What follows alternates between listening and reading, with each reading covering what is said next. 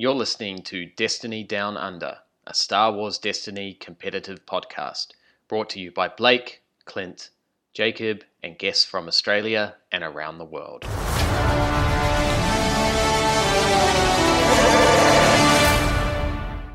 Okay, hello everyone. Welcome to episode 2 of Destiny Down Under. We made it to episode 2. Thanks for all your great feedback on our first episode. We're going to look at and analyse the results of the Western Australia, the South Australia, the Queensland Regionals and the New Zealand Nationals. We've also got a special guest today, Des, who is the Western Australia Regionals winner, and he's going to discuss his path to victory. The team discusses what decks you need to look out for and strategies on how to beat them at any of your upcoming events. And of course, we had a competition on our last episode to win a Maul's lightsaber, so we'll announce the winner at the end of our podcast. So first of all, Blake, Jacob, how are you guys going this week since last podcast? Yeah, good guys. Good. Everything's been alright. Played in the regionals, lost to Des, and then that was the most of my Destiny month. Tested a bit for that, and then now I'm back onto testing for Worlds. Jacob, how have you, man? Yeah, good as well. Can't complain. Just been playing a bit of draft, actually. That's just recently come out in our state, so been wetting my feet into that. But I'll get back onto TTS soon and start grinding some standard again. Jacob, have you drafted any legacies yet? I did one draft of legacies, so I've done one of the old blocks and then one of the recent ones. Yeah, because you and I were at the same store for the black box draft, and I think legacies is probably a better set to draft. Yeah, we just were unlucky where we didn't open many upgrades, so it kind of was getting a bit boring seeing all of the same rivals upgrades in all of our decks. But someone was lucky enough to get an elite Obi-Wan in that draft, so they took one that out. Yeah, that sounds really, really nice. That's Clint's dream, isn't it? Just Obi all formats. Give me Obi all day, every day. Yeah. All right, so as mentioned before, we do have our first guest on our podcast ever, and that is Des. Des is our Western Australia Regionals winner. How are you going, Des? I'm doing great. I won a Regionals. Yay! Yeah, congratulations. And you bet Blake. Yes, wasn't even in the cut, actually. I beat him at the end of Swiss. Wow. Any win against Blake is a bonus. Des beats me all the time. But only in secret, where he can't be found out. All right, then we've got a lot to cover and very limited time to do it. So let's jump straight into it. We're going to quickly look at the international results for the last couple of weeks. Blake, did you want to run us through a couple of those results? Look, we've got quite a few here. Obviously, I don't want to read off every single top 8 list, but we are starting to see a few decks take multiple wins and multiple top 8s. But I've got to touch on Eric Wainwright. He's just taken out his second regional win with E-Ayla double Padawan, probably playing BB-8 as well. Good on that guy, hey? BB-8 OP, please nerf. So Eric Wainwright, I actually played him in the TTS Season 5 League, and those Padawans can be pretty scary when they get loaded up. So props to him for taking out a second regional, and that was today. I think the results just came through a couple of hours ago for that. Now, I've got some other interesting stats, I guess. We had an Emperor Palpatine make a top 8. OG Palp, so good on that person. And then we're starting to see a couple of decks really pop up. We've got Seven Sister Bobba. That's starting to make a couple of top 8s. That even had a finals mirror. So that's taken one now. Yoda Hondo is taking I think 3 regionals now. And then Sabine Ezra is something that is still around. That kind of took off in between our last podcast, and it's still going really, really strong. So these are some decks that you definitely have to watch out for now. And do I dare mention that Obi Mars finally took out a regional as well. Yes. Yes, there was celebrations in the streets around Roselle, Sydney, Yeah, outside Clint's house. outside my house. But what was interesting about that Obi Mars deck is it was a shell we had seen before, but not in the Obi Mars deck. So it actually was running a Sabine shell and a very light upgrade toolbox. Yeah. And it worked. Running interference is really, really annoying. I first touched on that card. I played it in Han Ray a long time ago. And that card just causes people problems. If it's played right, you just gain so much tempo. And occasionally you just get the double pass and then you just blow people out completely. Yeah. What are your thoughts on the recent results, Jacob? Yeah, well, I was just going to mention for that Obi Mars and the Sabine shell, I'm guessing that's the running interference, the force speed, and concentrate. Is that the main combo of it? Correct, yeah. Okay. Yeah, that's pretty interesting. I guess Sabine and then Obi are the only ones with threes that you can really pair with an elite character like that. I guess there's the other Obi and Luke, but the strength comes in to being able to flip the natural character dice to their threes, the bigger sides. And then you've got running interference to lock them out from playing removal, or I guess you've got force speed where you can just resolve it instantly. There's just one card that I haven't had too much experience with. One of you guys, who maybe Clint, you're best to answer this, is how does the heightened awareness work in that deck? Because that's the 2-cost. It's ambush and then give 3 shields distributed as you wish, I believe. Yeah, so the heightened awareness comes in the starter, and it was also one of the Legacy's release promos. I thought it might have been a little bit too expensive to run, but when you're running it in this Sabine shell where you've got Mars's Vault and you're running Outer Rim Outpost, you're generally starting most rounds with 4 resources. You're paying 2, you're getting the ambush, and you're also using the ambush for the player card on the RI lock as well. Yeah, okay. So it's an important way to be able to lock your opponent out from playing removal, I guess. Yeah, so the player was running Truce, Vibra Knife, Heightened Awareness. Those were the only ones with ambush keyword on them. So if you're lucky to pull one of those per round, you can quite easily lock your opponent out and either just force speed into the damage, then hyperspace jump out, or something along those lines. There's a lot of lines of play. I've been playing the deck a lot recently. People are probably sick of seeing me playing it, but there are a lot of unique lines of play, and the player who won the Chicago Regionals with it, he did a great job. I think it took a lot of people by surprise. They didn't expect that at all. On top of it all, Duggan's still a pretty good card, so if you add ambush to that, its defensive capability is probably a lot more than people think about when they're just thinking along the lines of heightened awareness with riposte. I think it comes into...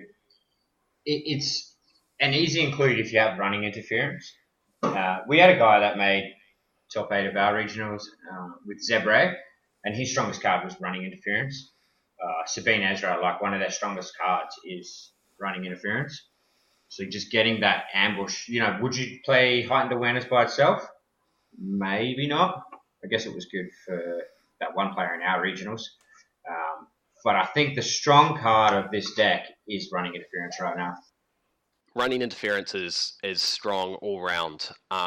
Whether it gets nerfed or not, or they just leave it to rotate out, I don't know.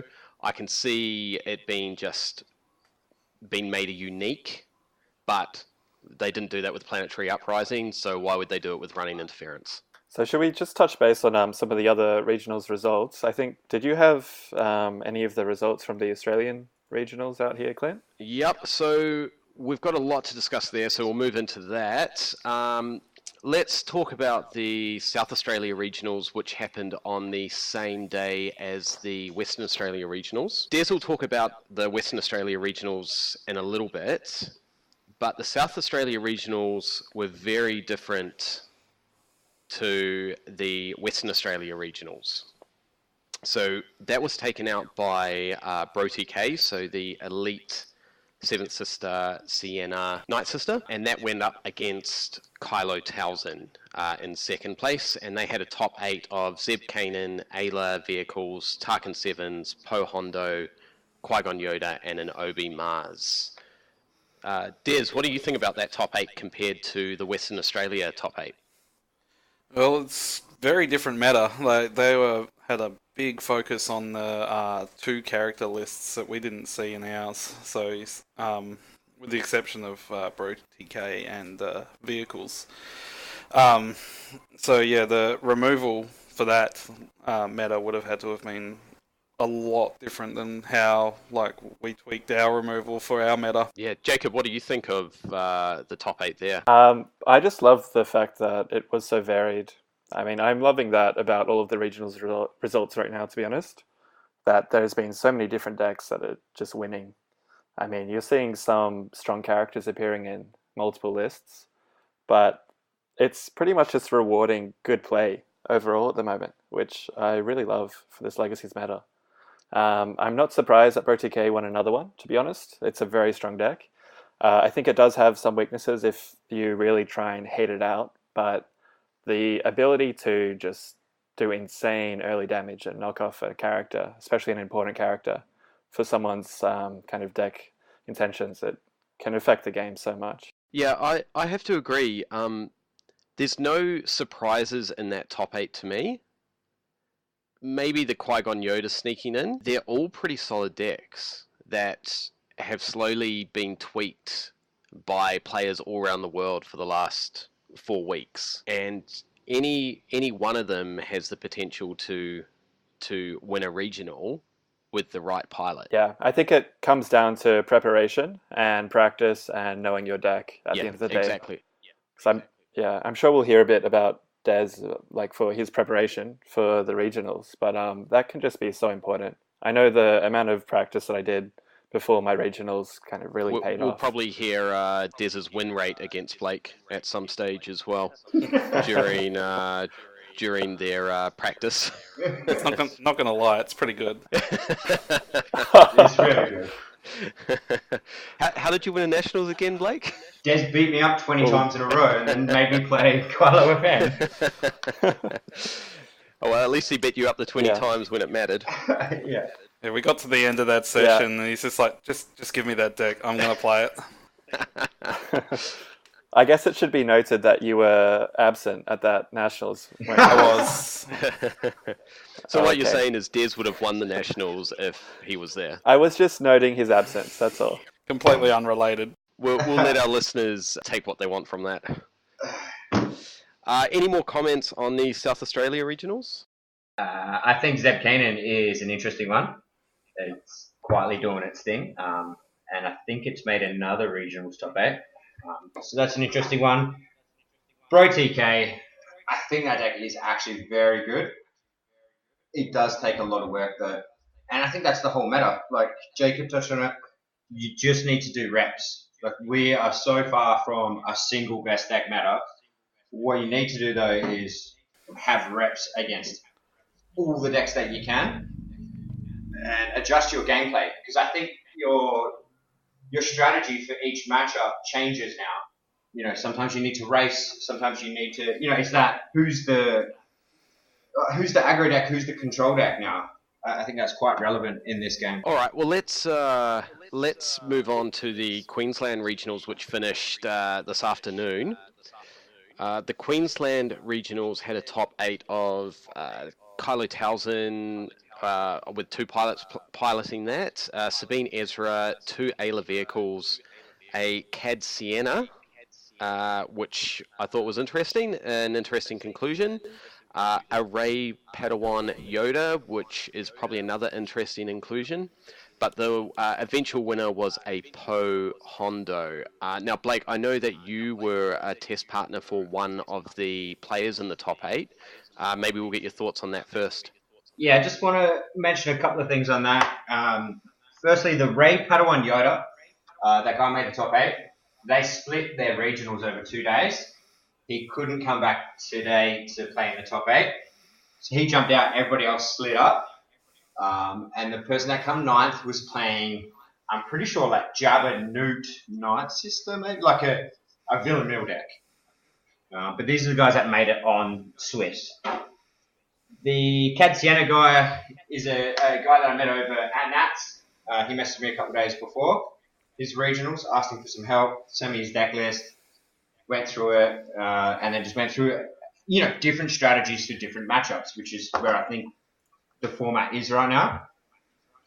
And then played some games last night for his top 8 match.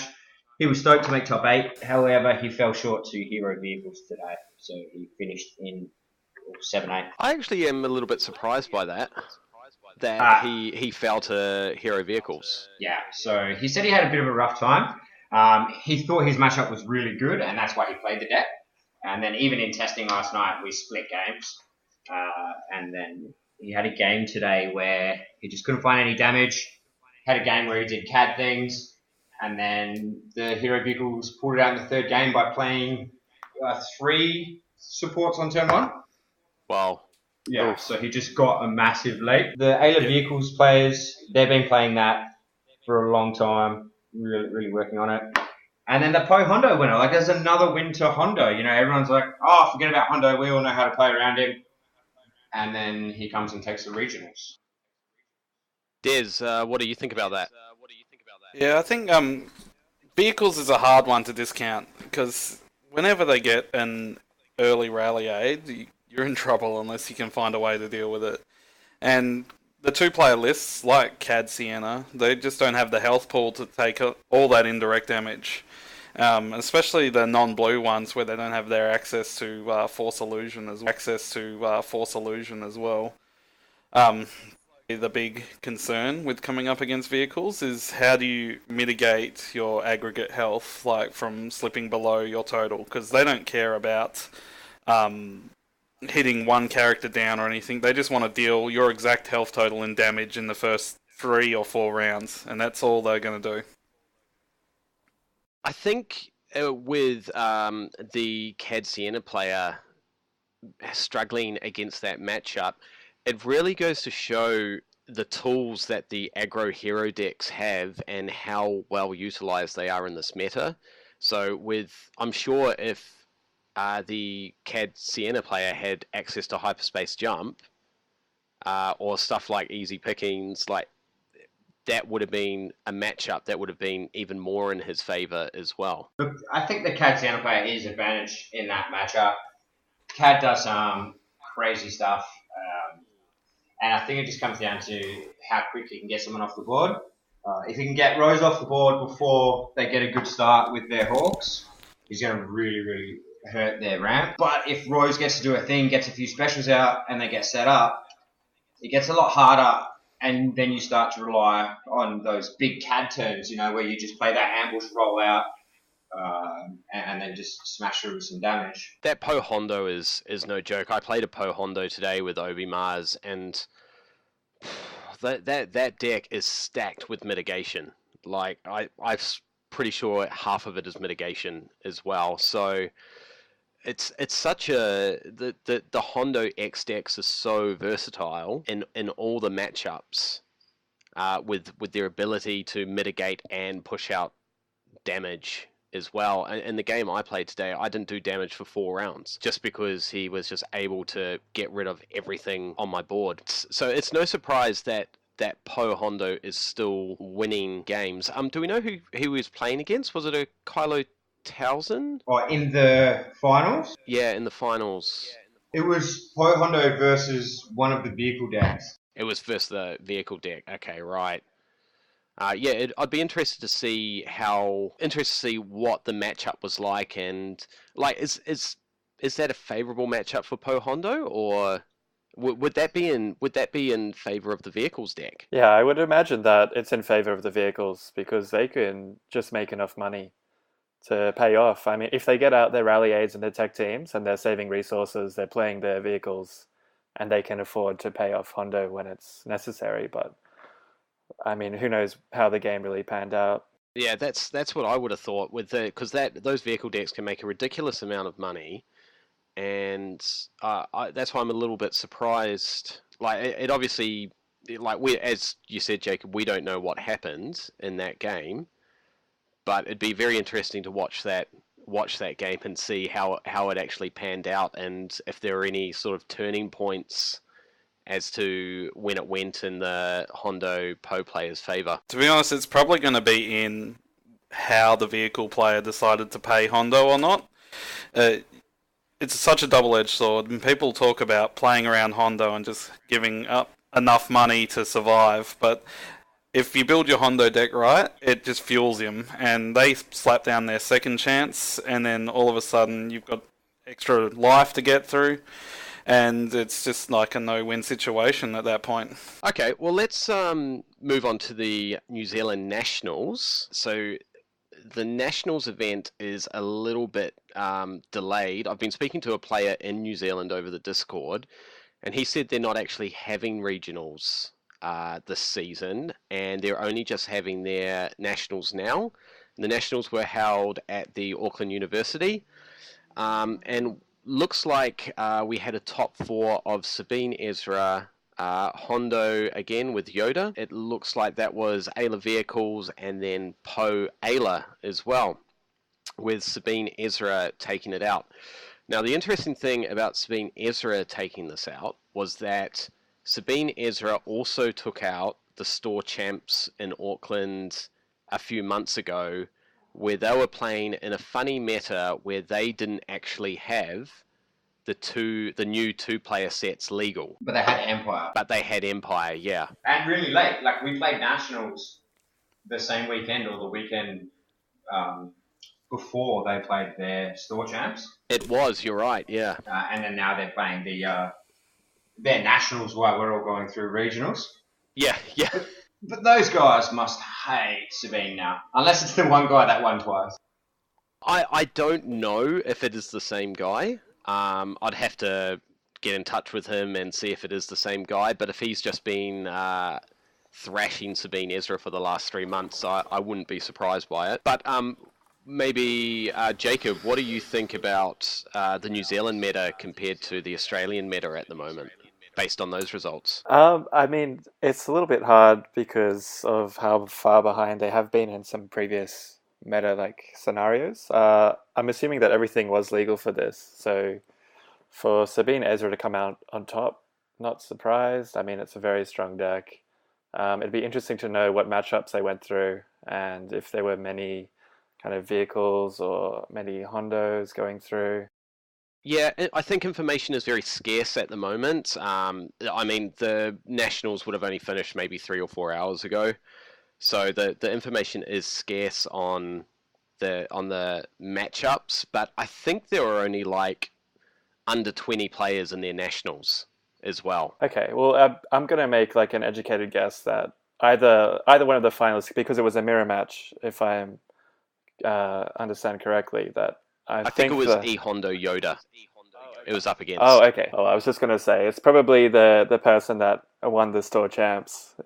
I mean, it just comes down to how much practice you put in, and if this person can perform at a higher level already, I wouldn't be surprised if they went and took this one out. I agree. And Blake, there's your E-Po, E-Ayla deck list as well. Look, I still love that deck. I abandoned it for our regionals, but it's still quietly just making these top 8s and these top 4s. There was 19 players at the New Zealand Nationals. 19, okay. It's really small. And I can imagine they've got a kind of meta where there's, 3 to 4 players that just grind out the game. And then another 3 to 4 players at probably their only other store, that are just hardcore grinders. And then everyone else just casually playing the game and enjoying it. I know there's a gentleman that he frequents TTS by the name of Enigma, who is very, very good at the game. So I wonder if he was here and how he did. And then the rest of them, they're so small. It's really good to see that their meta's actually evolved just as quick as everyone else's. Yeah, I actually almost flew across to Auckland. I thought I'd try and fit in a home visit to go compete in the Nationals, especially knowing that there was only 19 players. But unfortunately, I'm already going away this week, so I couldn't do that. No flights though, right? It was they get the trophy, they get the I guess everything else, but not the flights. Yeah, so I was speaking to Squant on the Discord, and he said that basically they didn't front up for the tickets and hotel package. So unfortunately, the winner there, if he wants to compete at Worlds, he has to pony up the flights and the hotels himself. Anyway, kudos to whoever that was. I don't think we have a name, right? But congratulations. I've got Andrew Hort. All right, well, as the winner. congratulations. So congrats on being the New Zealand Nationals winner. All right, let's move on. We're gonna talk to Des a little bit about the Western Australian regionals. So Des, we've got a few questions for you about the regionals there. So we might kick it off with why did you pick the Hondo Yoda, and what preparation did you go through to get it up to the standard to play at a regionals? It was on my early test list. I seen the deck list that came top 4 in, I believe, San Diego. No, it was Portland. That Agent of Zion played, and that was the regional where they didn't have the starters legal, and I just thought, it was a pretty good. I like flexible decks that have multiple win cons, so this one can win through damage or mill. And I like being really disruptive as well, and forcing my opponents to make stressful decisions like throughout the game that I don't have to make those. What that ended up being was a deck that I could take and I could just refine to my own play style and add in a few of my pet cards that that I know my way around really well, and then after that, all of it is in the testing and the repetitions, as you guys keep saying. Yeah, exactly. All right. Well, the next question we've got for you is, why don't you tell us about some of the matchups that you had at the regionals and some of the key plays that helped you get through to the top card? So the matchups, I had a fairly diverse set. I don't think I played the same deck twice in a day. My round 1 matchup was 5-die Villain, and the key card there for me was actually Force Wave, which I put in reasonably late. Those were put in there specifically for the 3 character lists, the mills, the vehicle decks, and the 5-die Villains, all of which we expected to see at least 1 to 2 of each of them, so that made up a fair portion of our field. And yeah, that one just sort of got me through. Once the Force Wave came out, the team just evaporated. The second round was my only loss. That was the Poe Ayla that Blake loves so much. That one is very much a skill matchup, and I made a critical error where I didn't copy an Ayla special to blank one of his lightsabers that could have let me survive with Hondo an extra round, and that lost it for me. The other big match in the Swiss that people would probably want to know about was my one against Blake. He was playing Bro TK, and it was over pretty fast. There was a stream for it, and I don't think it was anything Blake could have done. Like, nah, it just there's went no stream. Against you. Don't go looking for it. Isn't there? My mistake. Yeah, so it was just a disrupt game for me. So I got down the my upgrades, my cunning, and took off his Ancient Saber with Vandalize, and then just stole his money until the end of the game, and I killed him. Yeah, right. Okay, and so I guess that's an important thing. We'll talk about it a little bit later in the podcast against Bro2K, but disrupting Bro2K's resources and their hand is quite an essential strategy to winning that matchup, isn't it? And with Hondo's 2 disrupt side, and the discard on cunning as well, that makes the matchup quite heavily in your favour as well if you play it correctly. I still think there's a bit of risk involved with that matchup. If they get a good opening hand and you can't take an upgrade off them, they will potentially kill one of your characters, and that makes the deck struggle a little bit. Okay, well, as I said before, we'll talk about that later, and we'll get your thoughts on that a little bit more. So if we move on to the top cards, Looks like we had a top cut of Yoda Hondo, Zeb Ray, Ayla Vehicles, Yoda Hondo again, Hero Mill, Qui-Gon Ayla, another Hero Vehicles, and Bro TK. So it looks like, coming back to what we talked about before, you have actually faced up against the Ayla Vehicles deck. Tell us about that matchup. So that was my top 8 match. It's against a player named Paul Reeve, who's started in Empire at War, I believe, but he's quickly become one of the better players in Perth. Blake and I have a list of players, our little black book, what we think they're going to play, and how much we have to fear them, and he's right at the top of that. So the vehicles matchup itself, it felt pretty terrible to begin with. I actually played a version of Yoda Hondo on our casual Wednesday the week before, and I lost to an Ayla Vehicles. That was what informed my decision to put in the second lone operative and the second force waves. And that really come good for me in that matchup. So it's all came down to making sure you keep the rally aids off the table with a Vandalize. Hard mulligan for Vandalize.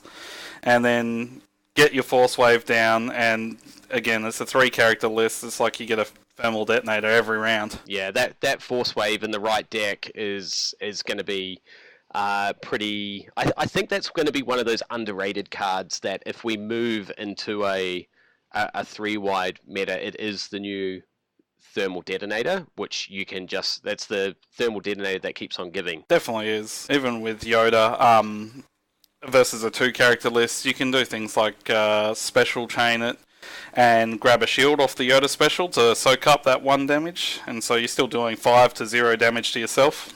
Yeah, I think when I watched the finals, did I see you do that? That you actually, or maybe it was another game that I was watching, but I saw someone else do that. They special chained it into the shield, did the 1 damage to themselves at the end of the chain, and it just mitigated the damage itself. So, obviously as a smart player, that is a line of play that you're going to keep in the back of your mind if you're ever put in that situation. Yeah, you definitely need it. Or you just put it on the non-priority target if you need to take the money to pay for that special, because it is a paid special. Right, so moving on to the rest of your top 8 matches, how did your top 4 go?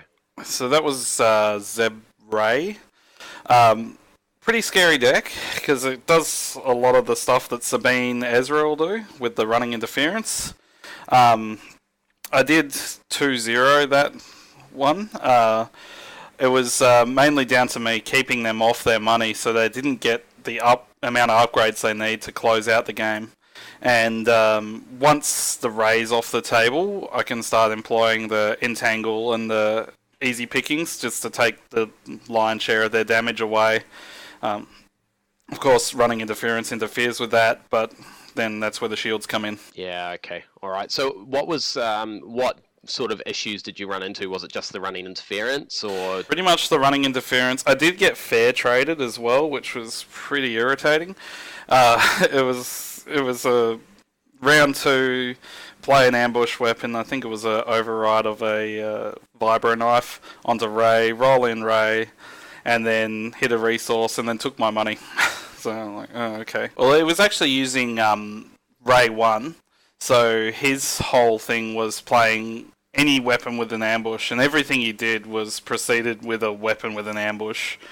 So it made it really hard to respond while Ray was still alive, so I had to target her pretty severely.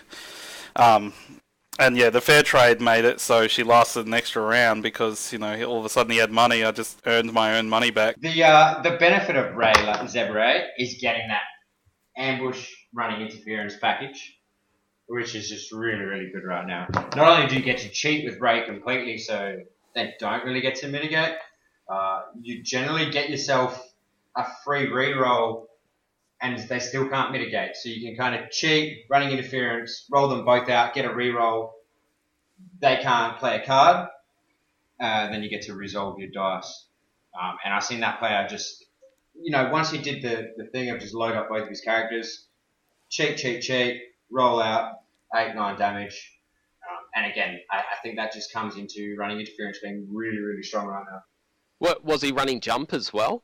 He did have a single jump. And I believe he was also running quick escape.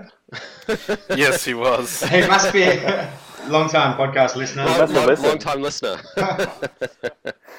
All right, so let's move on to your to the final match, and you were playing Qui-Gon Ayla. Now I saw this, and I remember texting Blake and going, "Ooh, Qui-Gon Ayla looks spicy." And after watching that first game on the stream, I was like, yes, that's definitely spicy. Do you want to just walk us through, because that obviously went to 3 rounds, 3 matches that game. Do you want to walk us through that one? Yeah, so a big part of that one was losing the first game horribly. I had pretty much no upgrades that I could reliably play, and I lost my Hondo reasonably early. There was a lot of probably not the best sequencing going on, because at this stage is sort of at 9 hours played and you're getting pretty tired. If you watch that stream, Blake's got a pretty good commentary of, every time I make a mistake, he's pretty sure to point it out. Time I make a mistake, he's pretty sure to point it out. I think it wasn't that many, to be honest. It was 3, and I remember them all. It's because your wife was sitting across from me, shaking her head at every misplay that you could do, and I was like, almost wanted to justify it for you. Yeah. But after that, I felt pretty comfortable with that matchup. Like, Qui-Gon is going to be my primary target. You keep the shields off him, and he's not going to be nearly as toothy. And again, that reasonably like a slave to their resources.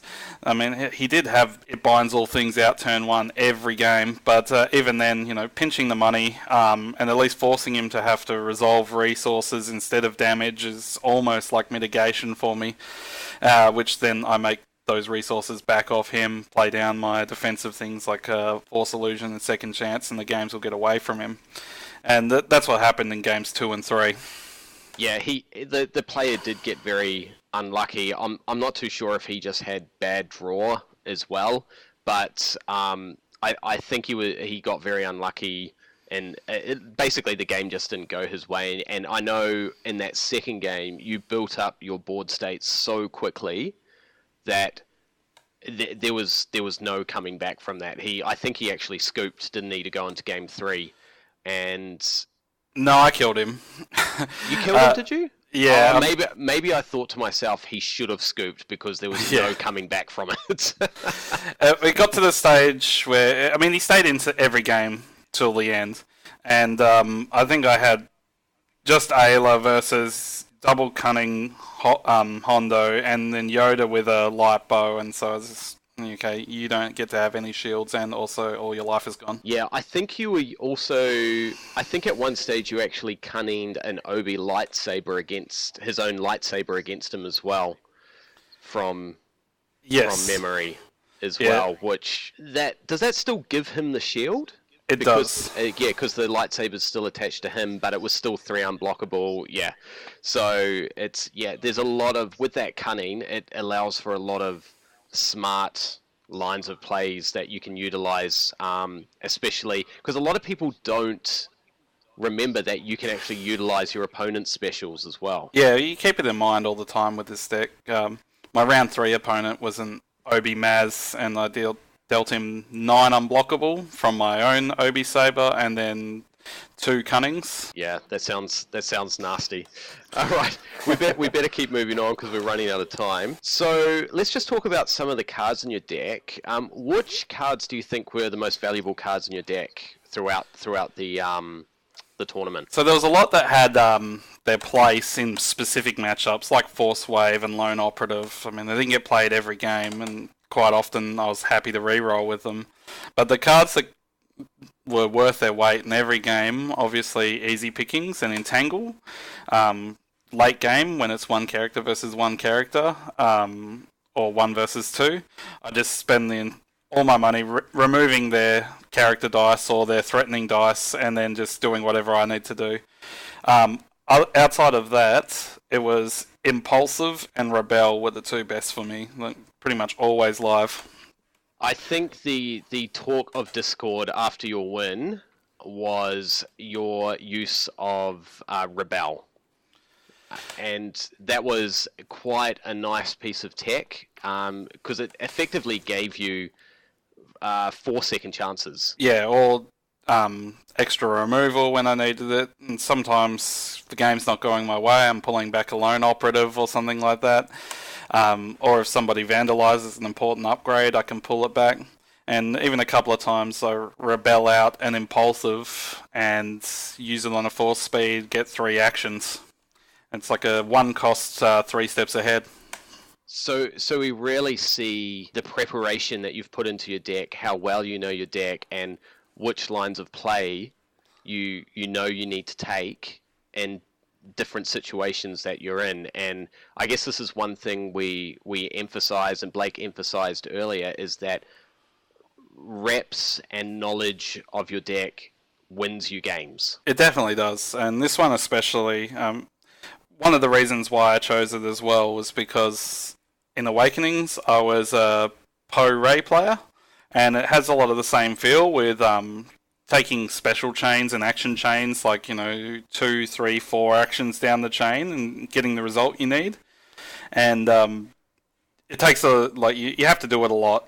Like basically you play and you play and you play, and to the point where you've seen everything. I want to add a comment that the second reason Des played the deck was he was about to not play the deck, and then his trusty teammate, me, told him that he'd be mad not to play the deck. So, just on record, that makes us square for making me play Palo FN and Nats. But, genuinely well done, man. He did talk me back into it. I was at the 11th hour considering changing to Bro TK after my loss versus vehicles on that Wednesday, because I didn't see a way around it, and then we talked it out, and then I'm like, oh no, I actually do like this deck, so I will play it, and I'll make some tweaks and call it good.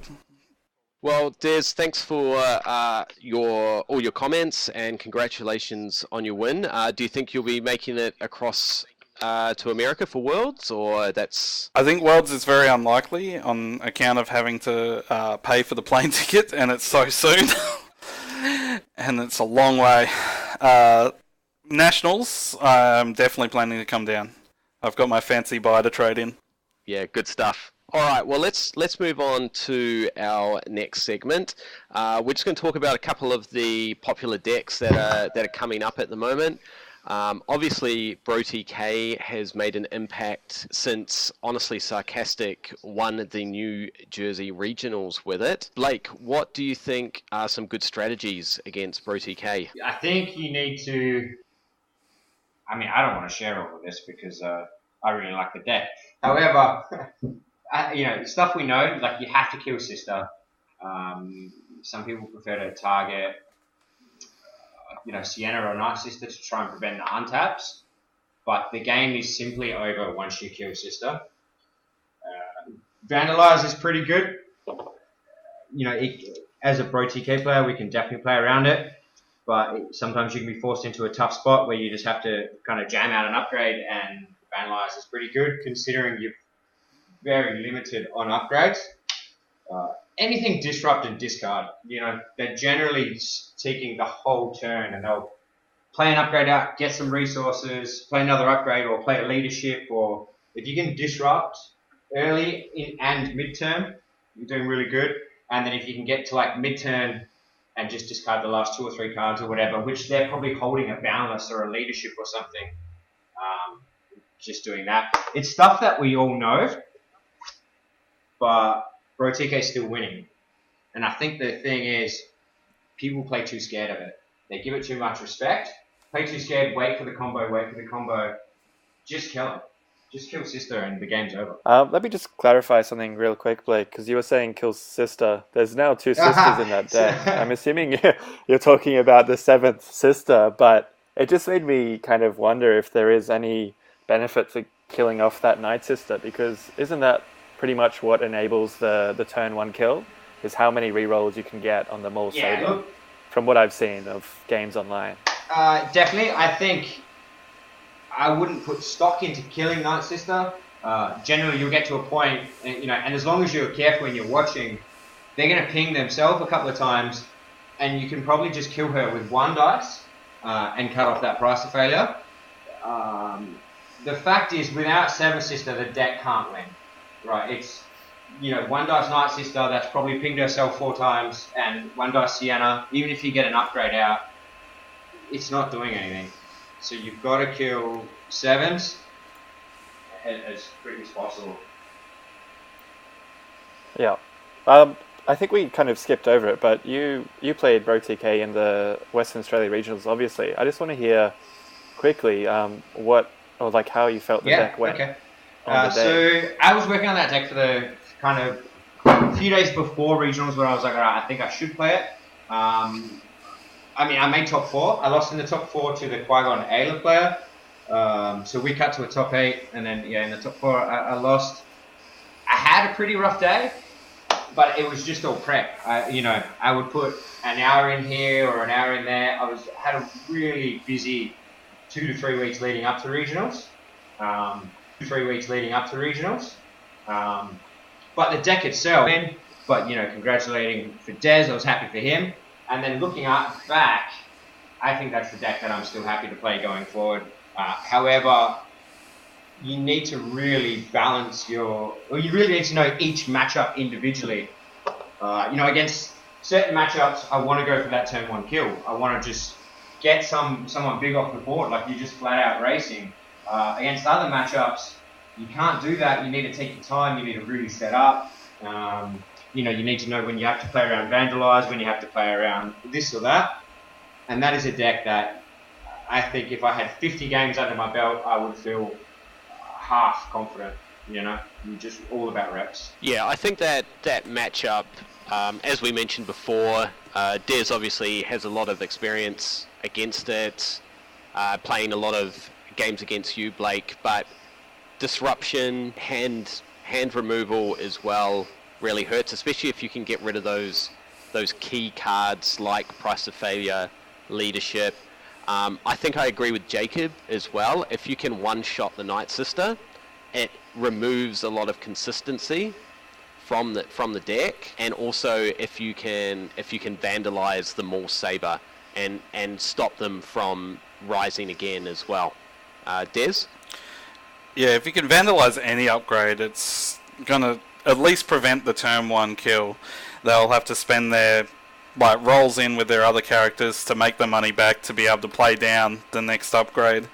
And if you can one-shot the Night Sister, you're not too far off one-shotting Sienna, which cuts off more of the deck, and then in that case you're not too far off one-shotting the Seventh Sister. It all depends where they put their Force Illusions. Yeah, that's a fair point. I can see, if you cut off the Sienna, you cut off basically 2 cards from their deck. So I can see the advantages of that, and then you're only 1 point off taking out a Seventh Sister, but there's not a lot of decks that can just burst down 10 damage in round 1, apart from probably another Bro TK deck.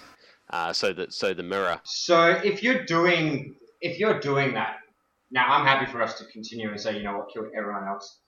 But if you're doing that, you put 7 damage onto Night Sister, you put 9 damage onto Sienna, and then now you're going into turn 3, and Seven Sisters got a Maul Saber, an Ancient Saber, or whatever else. You could have just killed her, and then the game's over. I think what you'd do though, Blake, is you'd take out one of the supports and then lay all the rest of the damage into Seventh Sister. You're crippling her by taking out one of the supports. You're taking out some of her consistency, which is either in the Night Sister. It seems like the deck has just accelerated since Night Sister was added to it. So by taking out the Night Sister, you're taking out some of the consistency of the deck, especially if you're running an aggro deck that can easily burst down 7 damage round 1. Yeah, look, I hear what you're saying. I actually disagree. I don't know if this is our first live disagreement, but I think I don't think it's right. However, for anyone listening moving forward, if you want to go after Night Sister, all the Bro TK players would be happy.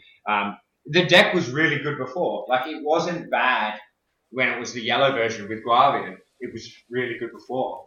The thing is and this is something that I found was happening with me, if they're just smashing down Seven Sister, then I have to start doing other stuff. I have to spend my resources and I have to build my resources to try and rise again. I have to spend my money on Force Illusions. I have to cash in my Ancient Sabers. And the damage is gone. Like, your damage is so much less. But if you're just bashing through the characters, you get 5 damage onto anyone, then you get a free price of failure. And then I get to spend all my money on upgrading Seven Sister. And then I get to that turn 3 and Seven Sister's under no threat, you're in big trouble. That's my thoughts on, like, from playing the deck. As soon as anyone starts smashing Seven Sister, it actually gets a little bit harder. We actually had a kit tournament where Blake played the original yellow OTK, and I beat him then. I actually did pretty poorly for the rest of it and ruined his strength of schedule, as is my style. But I was playing Boba Phasma, and that one, the target choice came down when he best defensed onto Sienna, and all of a sudden I only had to deal 6. So I went straight for a cut off the second best defense and also the leaderships. Yeah, it's interesting. Like, I think it's worth me saying that I have 0 experience versus Pro TK. I don't think I've actually played a game against it, so take what I say with a grain of salt. I guess just to end on Bro TK, the only thing I can say is, again, know your deck. Know what your deck can and can't do, and if you feel like you need to get off the support characters first, do that. And that's just the whole story of this, this whole meta right now is you got to know your deck and each individual matchup, know your strengths and weaknesses, and then play for them. All right, let's move on to Sabine Ezra. Let's just spend 60 seconds on Sabine Ezra. Obviously, Sabine does Sabine things, but what is just some quick strategies to play against Sabine Ezra? Kill Sabine. Straight up. Jacob, what do you think? Yeah, you just have to kill Sabine hard. I mean, if you can vandalize the running interference, then that helps a lot.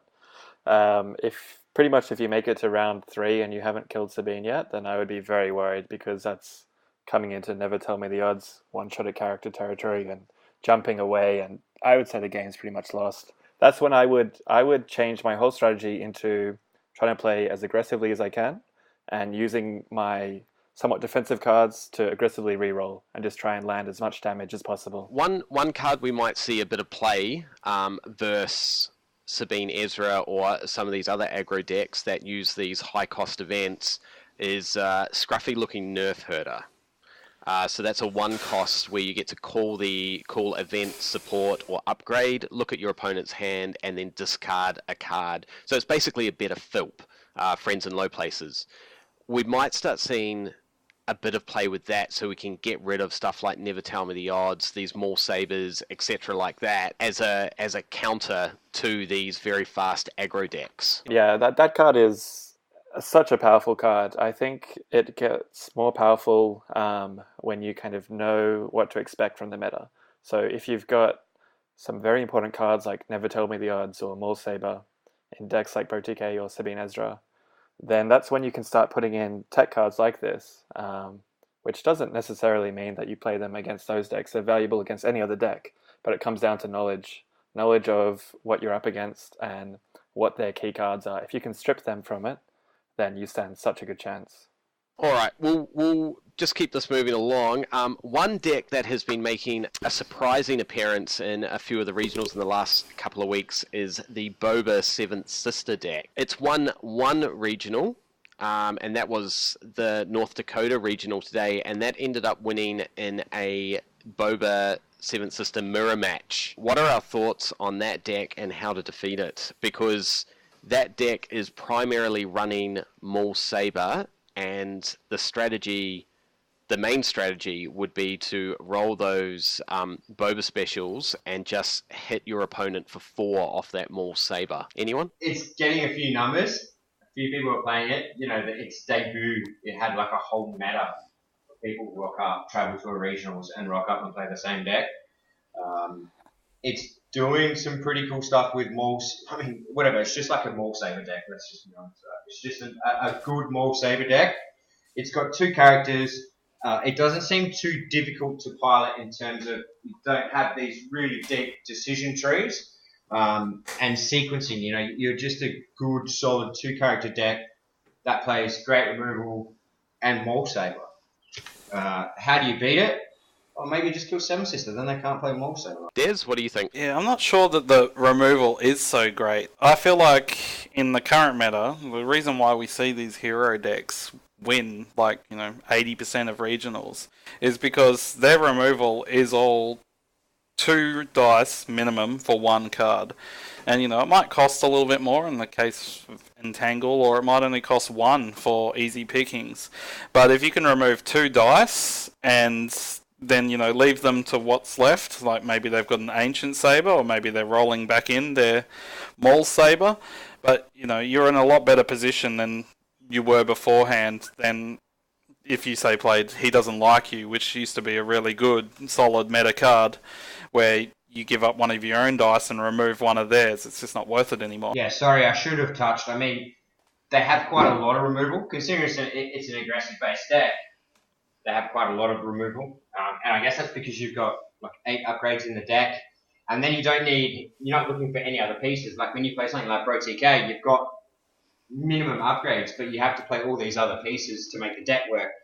Same as, vehicles, same as your deck does, you had all your little tricks. Where this deck, apart from bait and switch, you might as well just load out the rest of the deck with removal. Whether it's good or not, you're going to get most turns where you're drawing a couple of pieces. Yeah. All right. Well, let's. I'm pretty sure we'll see some more Boba 7th. Is it just a fad deck? Maybe people. Is Phasma Boba just better? I guess we'll see how it shakes out over the next few weeks. Boba Phasma hasn't really seen a lot of showings in the top 8. I think it's been scattered here and there.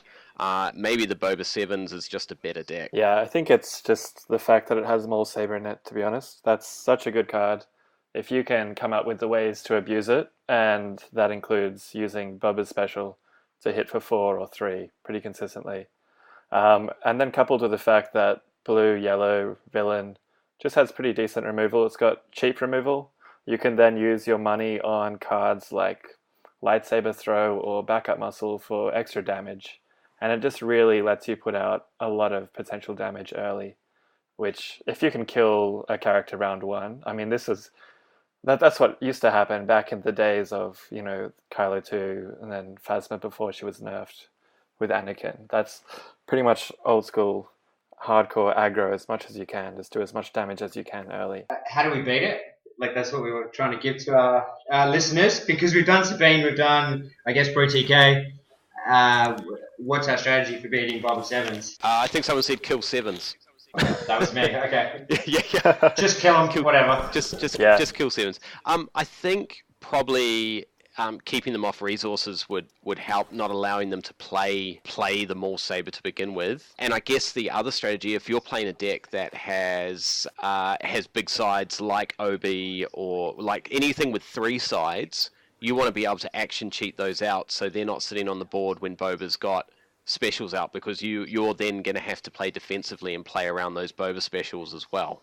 Des, what do you think? Yeah, I've played a few test games for mine, because I know there's at least one player who plays Boba 7s in our meta. And it's very disrupt, like weak. So if you hit your disrupt, you just stop them from playing out those upgrades, and then by the same token, the Vandalize also does the same thing. It's not a particularly fast deck, at least from an action cheat point of view. It's not got any tricks where it's going to roll out and get you, barring maybe a 4 speed. So but you can see that coming. So you always got, like, at face value, what you can predict is going to happen. Like, you can play around worst case scenario. Okay, well, thanks for your comments, guys. We've actually run out of time now. So just quickly, for our Maul's Lightsaber competition, thanks to everyone who has subscribed, who has liked our Facebook page, who has commented on our YouTube videos, who's commented on our Facebook page. We do have a winner for our Maul's Lightsaber. and that is a YouTube subscriber that goes by Sergeant Scales. Sergeant Scales, if you want to message us on Facebook or through YouTube, we'll get that Maul's lightsaber out to you as soon as possible. So congratulations, Sergeant Scales, on winning that. I'm sure with the meta at the moment, you'll put that to great use. Any final comments, guys? Any shout-outs to anyone in particular? Yep, I have a shout out to iRebel podcast, Facebook page, website. When we're planning to do this podcast, I just go straight to iRebel because the amount of work that she's putting in right now to make sure that we can look at any given time, see what regionals are happening, who's winning, what's winning. It's so much effort. And it doesn't go unnoticed. Yeah, I agree. Jedi Geek Girl, she does a lot of work for the community. All the effort that she puts into growing her own personal community as well. The iRebel podcast, she always has a different guest on every week. So make sure you go check out her podcast. She has some great alt arts as well. I believe I managed to sucker her into sending me an Obi Mars alt art 8-bit promos. So watch out for those hitting the tables at a local store soon. But yeah, no, she does a lot of great work. I believe she also top 8 at North Dakota Regionals today as well. So congratulations on her top 8 finish. Yeah. Des, have you got anyone? Yeah, I'd like to say well done and thank you to the Perth Jawas YouTube channel. They're the ones that did the stream for us, and they also have started converting all those streams into YouTube videos for people to look at their leisure. So I'd suggest go looking them up. Yeah, they did a great job covering the Perth regionals. Unfortunately, I didn't get to watch a lot of it, but I did watch the finals, and yeah, it was a great job. Great to see people so passionate about the game that they're willing to sacrifice their own time and not competing to bring coverage to other people. So that's really awesome. Thanks to the Perth Jawas for doing that. Jacob? No, nothing really new this week. I just want to point out the fact that Des has an article on the artificery. So you should go and check that out because I had a read and it was very informative. It was a good tournament breakdown. And I believe, are you going to be doing some regular articles there? Or? Yeah, I've been told I can submit things semi-regularly, so keep a lookout for them. Just make sure they mention how many times you've beaten the Australian national champion. There is no number. Just to put this clear, it's not that much. We knew he was going to crack at some stage. It didn't take that long. One podcast. One podcast. You're not coming back, Dex. Thanks for coming, Dex. Nah, love you, Des. Congrats, man. Yeah. Yeah, thanks for having me. Congrats. No worries. Thanks for your time, Des. Thanks, Blake and Jacob. We hope you've enjoyed our podcast today. We'll be back for episode 3 towards the end of March. And thanks for listening. Don't forget to check out our YouTube channel where the three of us will be uploading some more gameplay videos with meta decks as well, and just playing through. We hope you find them really informative and fun to watch as well. So thanks for your time, guys. We'll catch you in the next podcast.